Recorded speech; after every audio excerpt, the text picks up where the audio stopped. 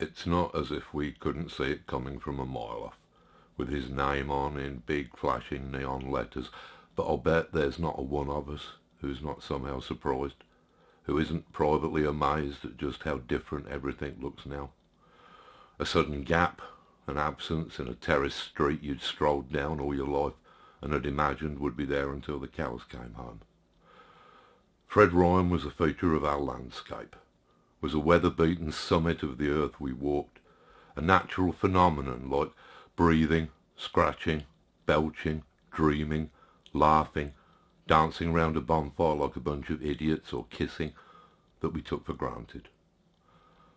From his crossword puzzled teeth to his lascivious prehistoric chuckle like Sid James trapped in an automatic dishwasher, he was magnificently human, and from birth an heir to working-class nobility. His dad was a hard-bitten Geordie, and his mum was a soft-scented strawberry blonde from Spring Lane. Wilfully wrong-headed and impulsive even as a toddler, he'd once insisted he be in the carefully sealed room while his maternal grandfather released and skinned a bag of eels caught fresh that morning in the River Nen.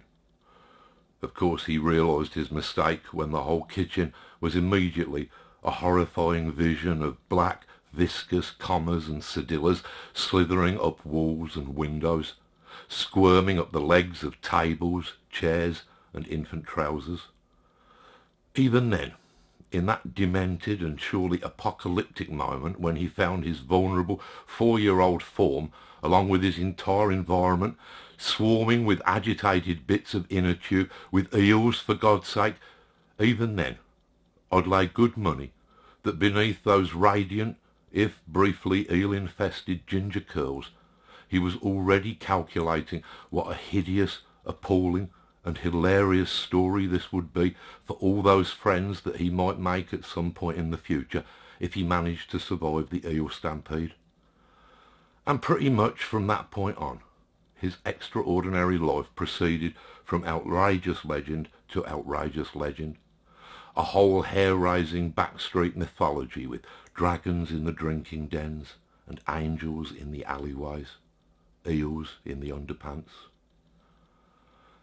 He sizzled out of Kingsley in the 1960s like a juvenile delinquent comet, like a character from some much bigger pantomime or drama that was stranded in this planet's miserable arse-faced soap opera, but still determined to put in a good over-the-top performance. In his leather jacket, rebel without a tooth, he fought a running battle for some years with widely feared King of the Skins, Paul Lane.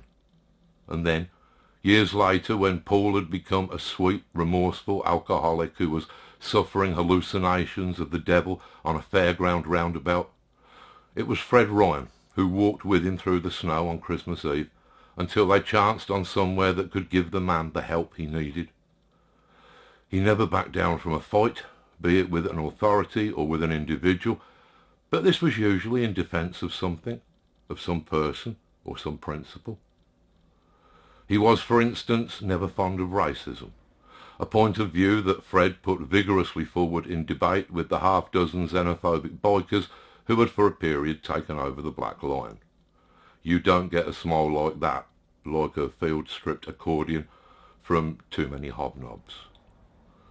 And yet it was Fred who organised and implemented all the annual nightmare road trip holidays for Lindsay Avenue's bored, trouble magnet kids.